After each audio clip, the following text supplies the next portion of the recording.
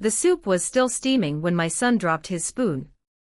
It hit the china with a sound sharper than it should have been, a crack that made Maya's fork freeze halfway to her mouth. Julian didn't pick it up.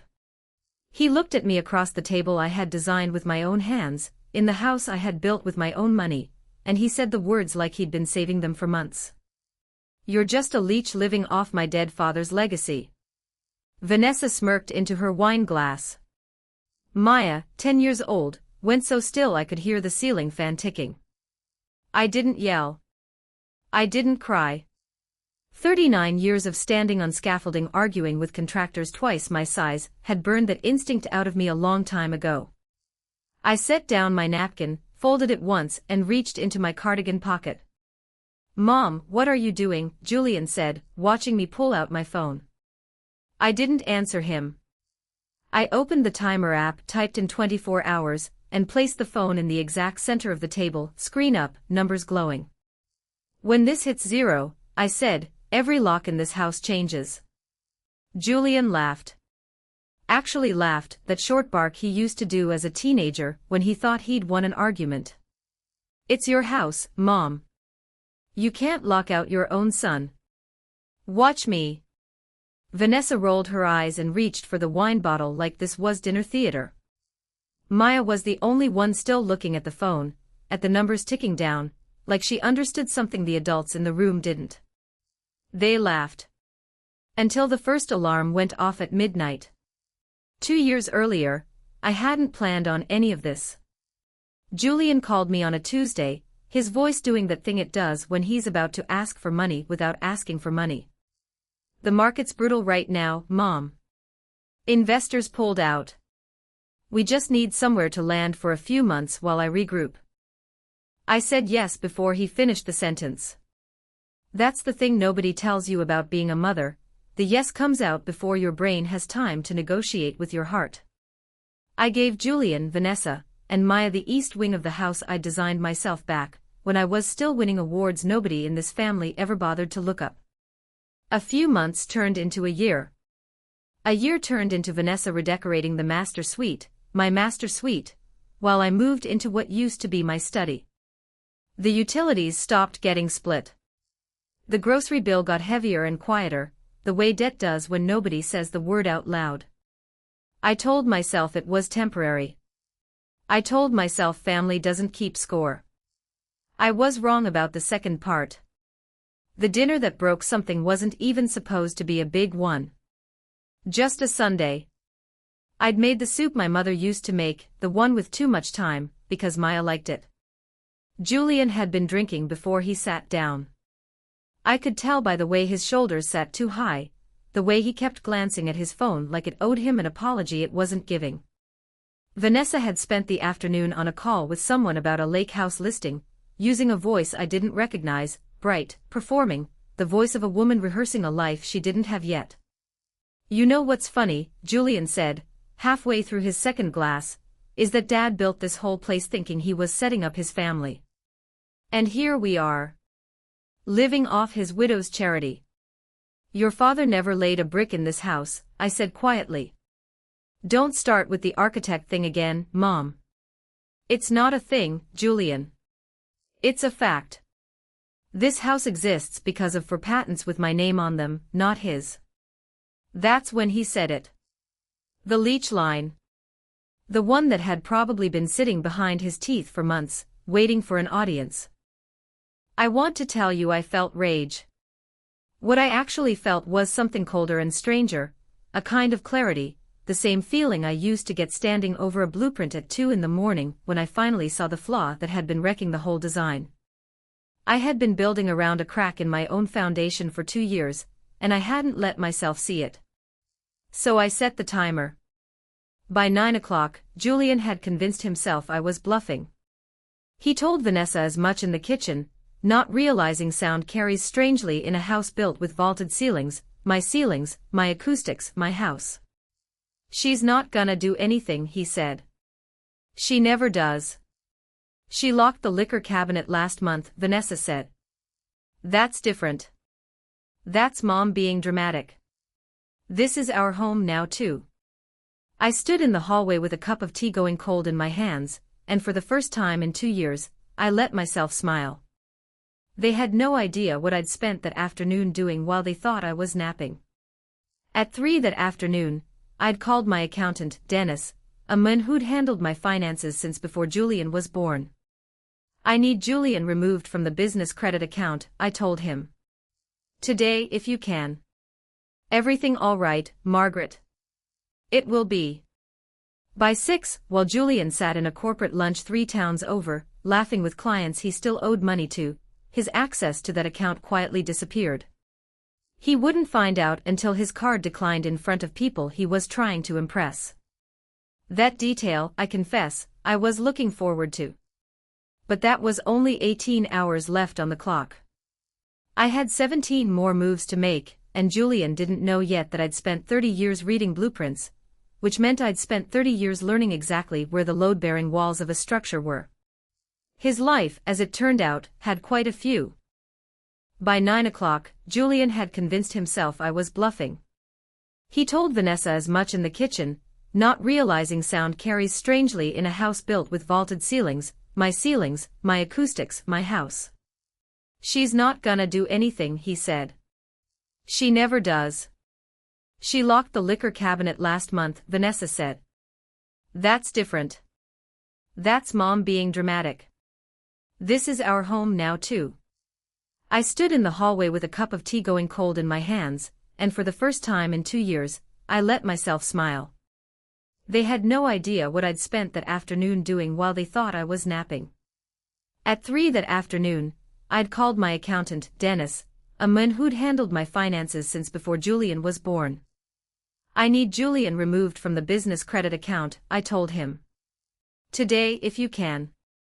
Everything all right, Margaret? It will be. By 6, while Julian sat in a corporate lunch 3 towns over, laughing with clients he still owed money to, his access to that account quietly disappeared. He wouldn't find out until his card declined in front of people he was trying to impress. That detail, I confess, I was looking forward to. But that was only 18 hours left on the clock. I had 17 more moves to make, and Julian didn't know yet that I'd spent 30 years reading blueprints, which meant I'd spent 30 years learning exactly where the load-bearing walls of a structure were. His life, as it turned out, had quite a few. At midnight the first alarm rang. Julian's eyes shot open at the sound, a bright, cheerful chime that felt almost cruel against the dark of the dining room, which none of us had left. Vanessa had insisted we waited out together, like adults. Maya had fallen asleep on the couch an hour earlier, her small hands still curled around the napkin I'd given her to dry her eyes. Julian grabbed the phone off the table like it had personally wronged him. The screen read, 18 hours remaining. This is insane, he said. You set a countdown. Like we're in some kind of hostage situation. You called your mother a leech at her own dinner table, I said. I'd say the countdown is the least dramatic thing that happened tonight. Vanessa's phone buzzed on the counter. She glanced at it, and I watched the color drain slowly out of her face, the particular shade of pale that comes from a declined card notification at the worst possible moment. Julian, she said carefully. Did you pay the business card this month? I picked my tea back up and took a slow sip, watching my son's face as he understood, piece by piece, that this was not a bluff. Mom, he said, and for the first time all night, his voice cracked in a way that wasn't performance. What did you do? I looked at the timer. 17 hours and 59 minutes left. I'm just getting started, I said. And somewhere upstairs, in a room I hadn't opened in months, 20 flattened cardboard boxes were waiting to be built. By 6 the next morning, I was already in the garage, snapping cardboard boxes into shape with a precision that used to unfold 30-year construction timelines in my head. 12 hours left on the clock. I carried the first stack of boxes upstairs myself. My knees complained about it, 64 isn't 26 anymore, whatever my body used to be able to do off a scaffold, but I wasn't about to ask Julian for help carrying the boxes that were, eventually, going to carry his life out of my house. I lined 20 of them against the wall outside the master suite. Empty. Flat-folded, then popped open, standing there like soldiers. Vanessa found them first. I heard her gasp from the hallway, then her footsteps, quick and sharp against the hardwood I'd sanded myself in 2003.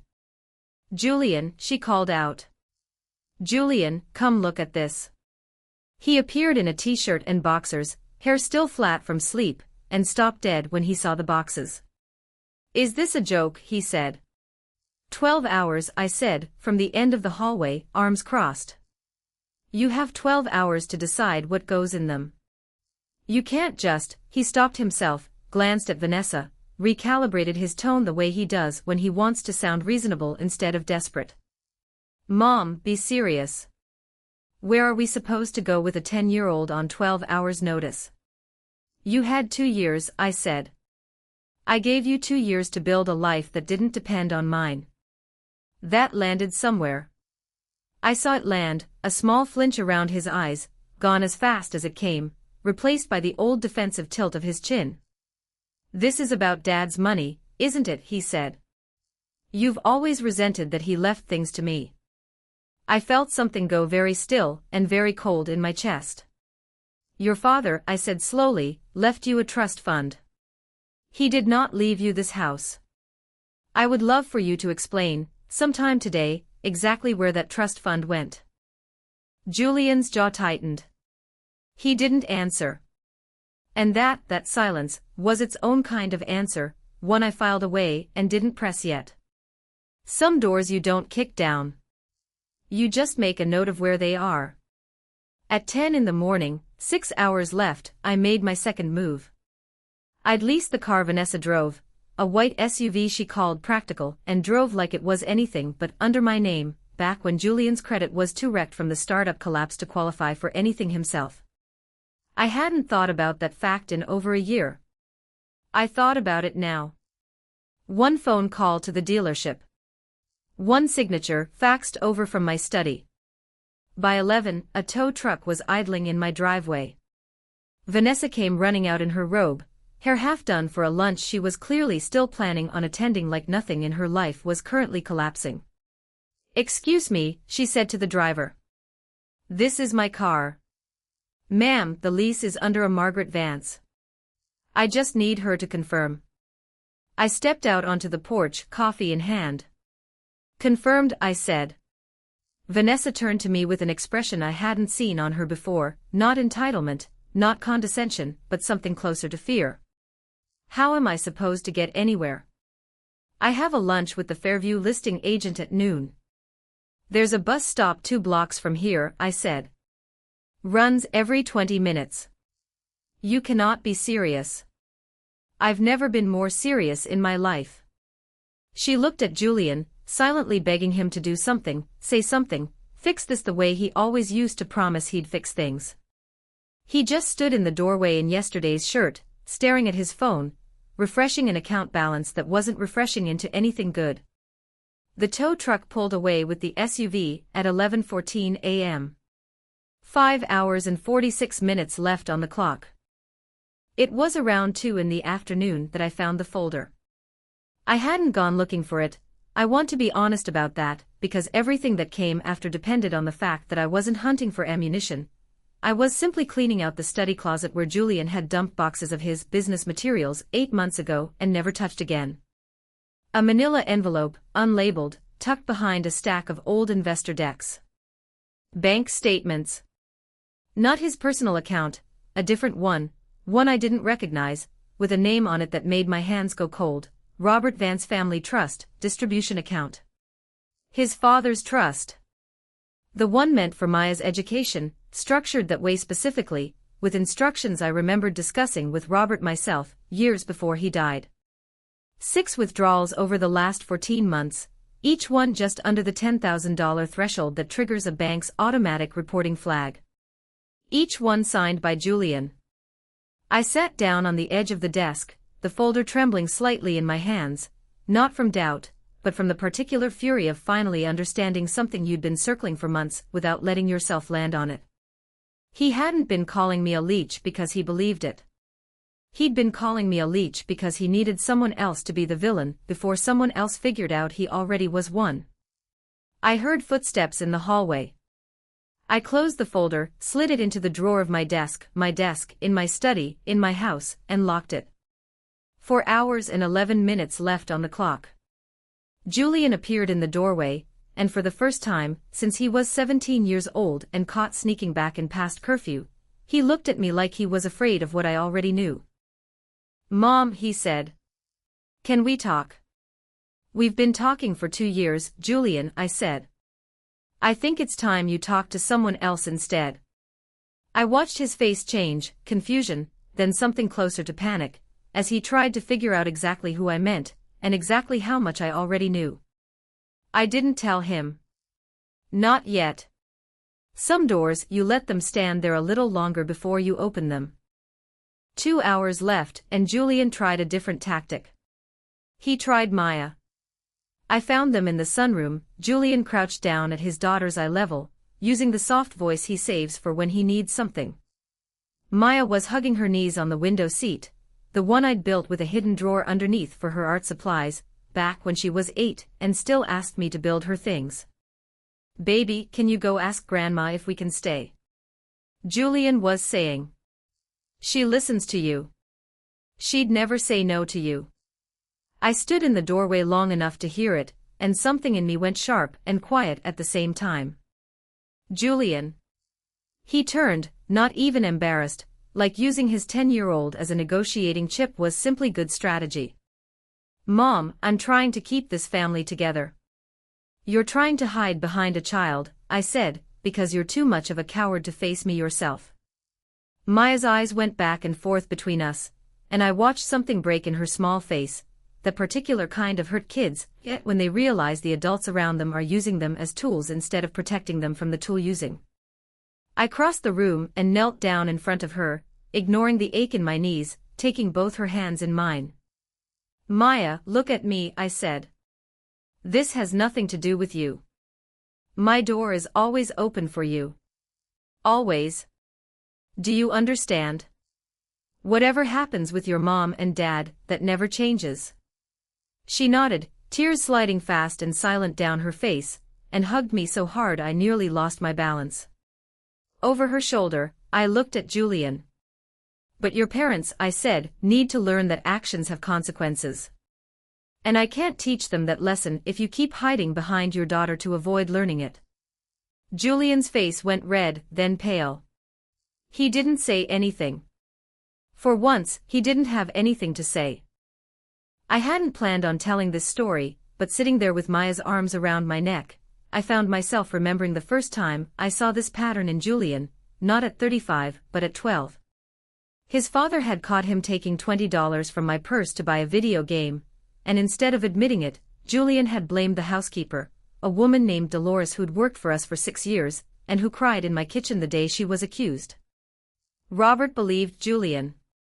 Robert always believed Julian, right up until the day Dolores's daughter mentioned, in passing, that Julian had bragged about the game to a friend on the bus. Robert apologized to Dolores. He never apologized to me for not listening when I said something felt wrong. And Julian never really learned the lesson either, because by the time the truth came out, the damage to Dolores's trust in us, to whatever line should have existed between what Julian could get away with and what he couldn't, was already done. I used to think I raised a good man who occasionally made mistakes.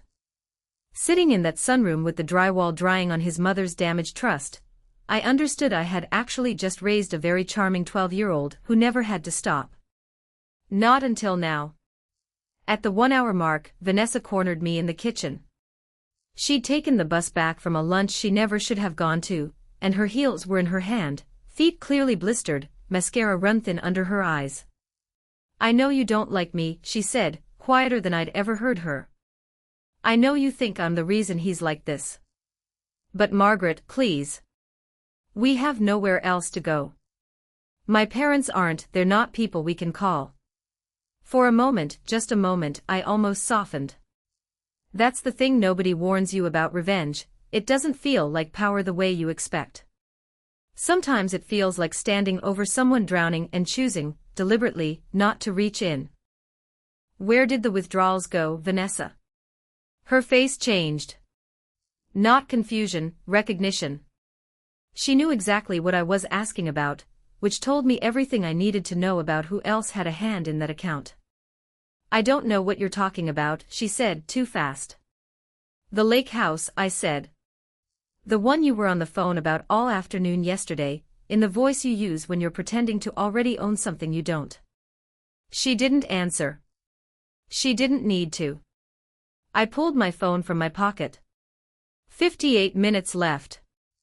I found the statements from Robert's trust, I said, low enough that it wouldn't carry to the sunroom, where Julian was still trying to talk Maya into being his lever. 6 withdrawals. All under 10,000. All time to avoid the bank's reporting flag. That's not clumsy, Vanessa. That's someone who read the compliance rules first. The color left her face so completely I thought she might actually faint on my kitchen floor. You don't understand what he's under, she whispered. The audit. The old investors. If they find out he moved money out of Maya's trust to cover the startup's debts, he could. She stopped herself. Too late. There it was. Not a whisper of guilt, not a suspicion, a confirmation, straight from the one person on earth who had every reason to protect that secret, and had just handed it to me instead, out of pure exhausted panic. 52 minutes left on the clock, and I finally understood the whole shape of what I was dealing with. Julian hadn't just neglected me. He hadn't just insulted me at my own table.